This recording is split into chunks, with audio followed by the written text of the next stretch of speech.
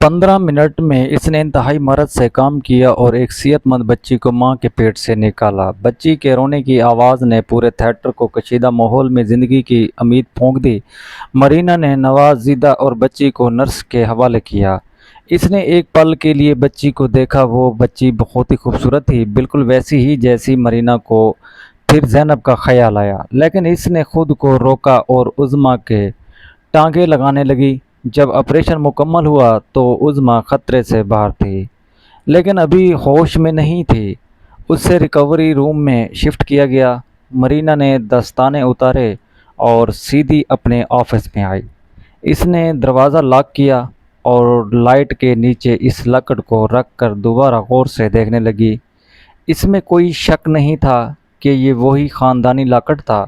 اس کے پیچھے باریکی حروف میں زیڈ لکھا ہوا تھا، جو زینب کے لیے تھا۔ مرینا کی آنکھوں میں آنسو آ گئے۔ یا اللہ، یہ کیا ماجرا ہے؟ یہ لاکٹ اس عورت تک کیسے پہنچا؟ کیا زینب زندہ ہے یا زینب مر چکی ہے اور یہ عورت اس کی قاتل ہے؟ یا ایک خیال بجلی کی طرح اس کے ذہن میں آیا، کیا یہ عورت ہی زینب ہو سکتی ہے؟ اس نے فوراً اس خیال کو رد کرنے کی کوشش کی۔ نہیں، یہ کیسے ہو سکتا ہے؟ زینب تو شہر کی تھی، پڑھی لکھی تھی اور یہ عورت، اس کے ہاتھ، اس کا کلیجہ، سب کچھ دیہاتی ہے۔ لیکن چہرہ مرینا کو یاد آیا کہ اس نے عظمیٰ کے چہرے کو غور سے نہیں دیکھا تھا، بس بیماری اور زردی دیکھی تھی۔ اب اسے سچ جاننے کی جلدی تھی، اور سچ صرف ایک شخص بتا سکتا تھا، وہ نوجوان جو باہر کھڑا تھا، اس کا شوہر شفیق۔ مرینا نے لاکٹ اپنی جیب میں رکھا اور چہرے پر سنجیدگی طاری کر کے باہر نکلی۔ شفیق کو ریڈ زون میں بے چینی سے ٹہل رہا تھا۔ ڈاکٹر کو دیکھتے ہی وہ دوڑا۔ ڈاکٹر صاحبہ، میری بیوی، میری بچی کیسی ہے؟ اس کی آواز لرز رہی تھی، اور مرینا نے اسے گہری نظروں سے دیکھا۔ اس بار اس کی نظروں میں حقارت نہیں بلکہ تفتیش تھی۔ مبارک ہو شفیق، تمہارے گھر بیٹی پیدا ہوئی ہے اور تمہاری بیوی کی جان بھی بچ گئی ہے۔ یہ سنتے ہی شفیق وہیں زمین پر بیٹھ گیا اور روتے ہوئے ہاتھ اٹھا کر دعا کرنے لگا۔ یا اللہ، تیرا شکر ہے ڈاکٹر صاحبہ، میں آپ کا احسان کیسے چکاؤں گا؟ میں پیسوں کا انتظام نہیں کر پایا۔ مرینا نے بات کاٹ دی۔ پیسوں کی بات بعد میں کریں گے شفیق، مجھے تم یہ کچھ پوچھنا ہے اور مجھے بالکل سچ سچ جواب چاہیے۔ مرینا کی آواز میں ایسی سختی تھی کہ شفیق گھبرا کر کھڑا ہو گیا۔ جی ڈاکٹر صاحبہ، پوچھیں، میں جھوٹ نہیں بولوں گا۔ مرینا نے ادھر ادھر دیکھا اور اسے سائڈ پر لے گئی۔ تمہاری بیوی عظمیٰ یہ کہاں کی رہنے والی ہے؟ میرا مطلب ہے تمہارے رشتہ دار ہیں؟ شفیق نے سر جھکا لیا اور تھوڑی دیر خاموش رہا، پھر بولا، نہیں ڈاکٹر صاحبہ، یہ میری رشتہ دار نہیں ہے۔ یہ تو ایک عجیب سی کہانی ہے۔ مرینا کا دل زور سے دھڑکا۔ کیسی کہانی ہے؟ بتاؤ مجھے۔ شفیق نے اپنی پھٹی ہوئی قمیض کے دامن سے آنکھیں صاف کیں اور بولا، یہ بات آج سے 18 سال پہلے کی ہے۔ میں اس وقت چھوٹا تھا۔ میرے والد ایک غریب کسان تھے۔ ایک دن وہ شہر سے واپس آ رہے تھے کہ انہیں سڑک کے کنارے ایک چھوٹی بچی روتی ہوئی ملی۔ وہ بہت ہی ڈری ہوئی تھی۔ اس کے کپڑے اچھے تھے لیکن پھٹے ہوئے تھے۔ وہ اپنی زبان میں کچھ بول رہی تھی جو ہم سمجھ نہیں آ رہا تھا۔ وہ بس امی امی پکار رہی تھی۔ مرینا کا سانس حلق میں اٹک گیا۔ اس کے کانوں میں جیسے سیٹیاں بجنے لگیں۔ وہ دیوار کا سہارا لے کر کھڑی ہو گئیں۔ پھر کیا ہوا؟ اس نے بمشکل پوچھا۔ شفیق نے جاری رکھتے ہوئے کہا، میرے والد نے پولیس کے پاس جانے کا سوچا، لیکن ان دنوں حالات بہت خراب تھے اور پولیس والے ہم غریبوں کو ہی تنگ کرتے تھے، اور یہ وہ بچی اتنی سمی ہوئی تھی کہ کسی کے پاس نہیں جا رہی تھی۔ والد صاحب اسے گھر لے آئے اور ہم نے اس کا نام پوچھا تو اس نے یاد نہیں تھا، شاید صدمے سے بھول گئی تھی، بس روتی رہتی تھی۔ میرے والدین نے اسے اپنی بیٹی بنا لیا، اس کا نام عظمیٰ رکھ دیا۔ ہم نے بہت کوشش کی کہ اس کے گھر والوں کا پتہ چلے، لیکن ہم غریب لوگ تھے، زیادہ دور نہیں جا سکتے تھے۔ پھر ایک وقت گزرتا گیا اور وہ ہمارے ساتھ ہی پل کر بڑی ہوئی۔ پھر والد صاحب کے مرنے سے پہلے انہوں نے میری شادی اس سے کر دی۔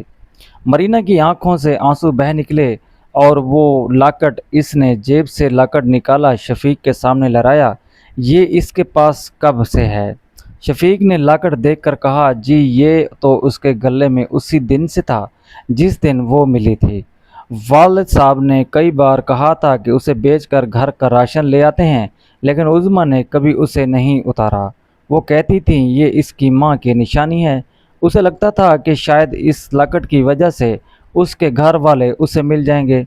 ڈاکٹر صاحبہ، یہ کوئی چوری کا نہیں ہے، یہ اسی کا ہے۔ شفیق کی معصومیت اور سچائی نے آخری مہر بھی ثبوت کر دی تھی۔ اب کوئی شک باقی نہیں رہا تھا۔ مرینا کے سامنے پوری تصویر صاف ہو چکی تھی۔ وہ بچی جو ملی تھی وہ کوئی اور نہیں، زینب کی زینب تھی۔ اس کی اپنی بہن جیسے وہ مردہ سمجھ رہے تھے، وہ زندہ تھی اور پچھلے 18 سال سے غربت کی چکی میں پیس رہی تھی۔ مرینا کا ضبط ٹوٹ گیا اور وہ یہیں کوریڈور میں گھٹنوں کے بل بیٹھ گئیں اور پھوٹ پھوٹ کر رونے لگیں۔ شفیق حیران پریشان ہو گیا۔ ڈاکٹر صاحبہ کیا ہوا؟ مجھ سے کوئی غلطی ہو گئی؟ آپ کیوں رو رہی ہیں؟ مرینا نے روتے ہوئے سر اٹھایا۔ اب اس کی آنکھوں میں ڈاکٹروں والی سختی نہیں تھی، بلکہ ایک تڑپتی ہوئی بہن کا پیار تھا۔ تم نے کوئی غلطی نہیں کی شفیق، تم نے تو مجھ پر احسان کیا ہے۔ تم نہیں جانتے تم کون ہو، تم میرے بہنوئی ہو۔ شفیق، یہ عظمیٰ نہیں، یہ میری زینب ہے، میری کھوئی ہوئی بہن۔ شفیق یہ سن کر قربت بن گیا، اسے اپنی سماعت پر یقین نہیں آیا۔ کیا ڈاکٹر صاحبہ آپ کیا کہہ رہی ہیں؟ مرینا نے کھڑے ہو کر اپنے آنسو پونچھتے ہوئے شفیق کا ہاتھ تھام لیا۔ ہاں شفیق، یہ لاکٹ ثبوت ہے، اس کے اندر میری اور زینب کی تصویر ہے، یہ میری ماں نے ہمیں دیے تھے۔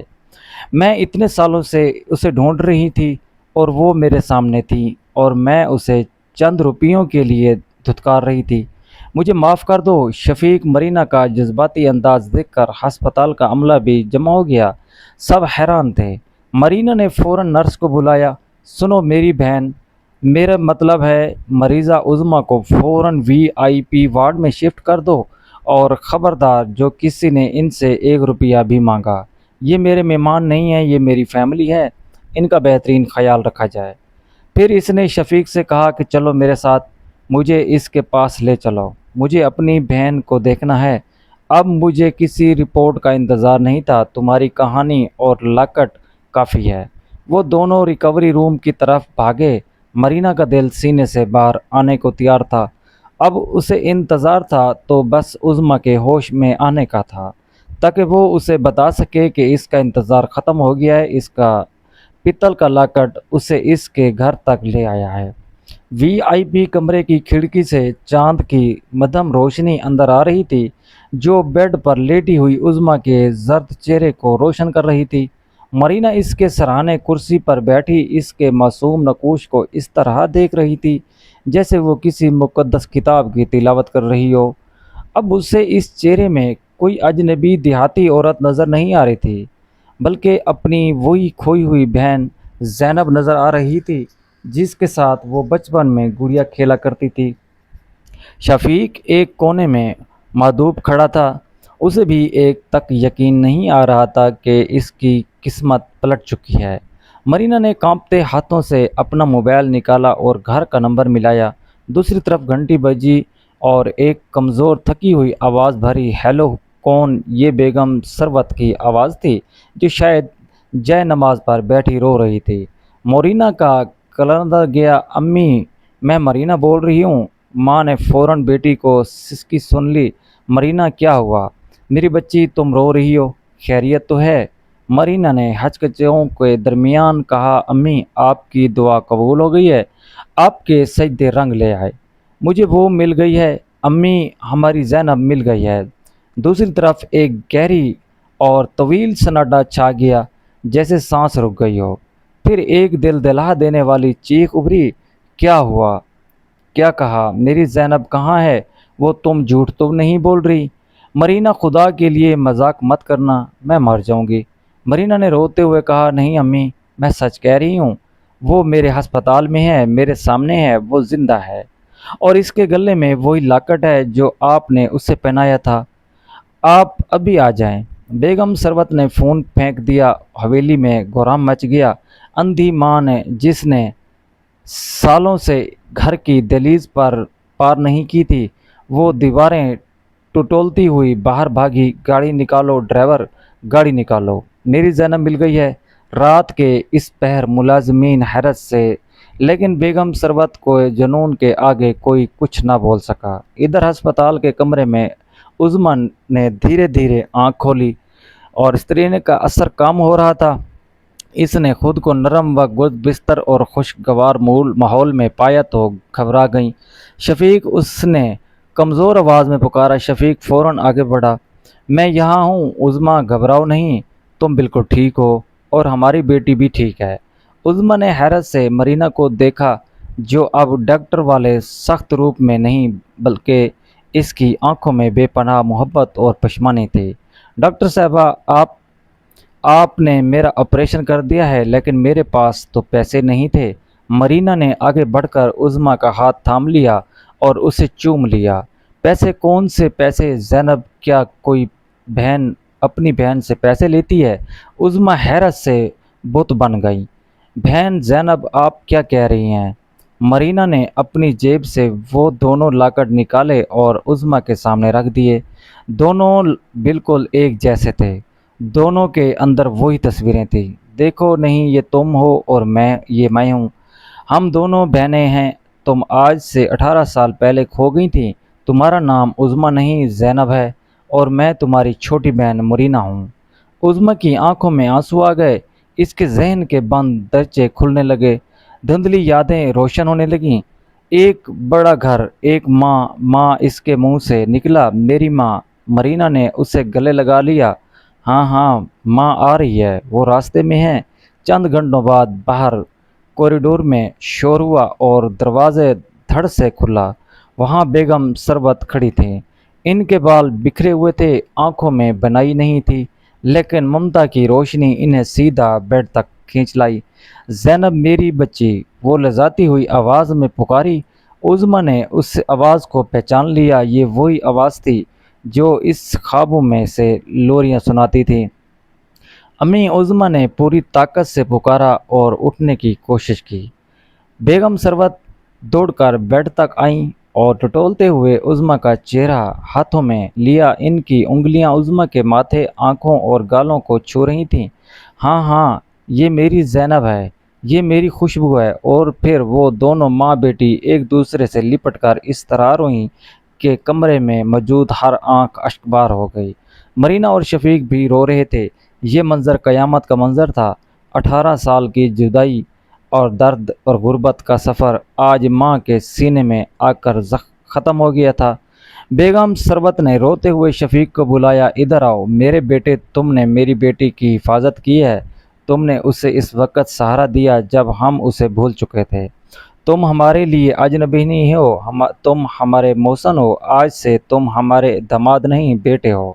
شفیق نے آگے بڑھ کر بیگم ثروت کے ہاتھ چوم لیے۔ مرینا نے بھی شفیق سے ہاتھ جوڑ کر معافی مانگی۔ بھائی، مجھے معاف کر دیں، میں نے آپ کی غربت کا مذاق اڑایا تھا۔ میں نہیں جانتی تھی کہ یہ میلے کپڑے پہننے والا انسان کردار میں اہم سب سے بہت بڑا ہے۔ شفیق نے مسکرا کر کہا، ڈاکٹر صاحبہ، عزت دینے والا اللہ ہے، مجھے خوشی ہے کہ عظمیٰ کو اس کے اصل وارث مل گئے ہیں۔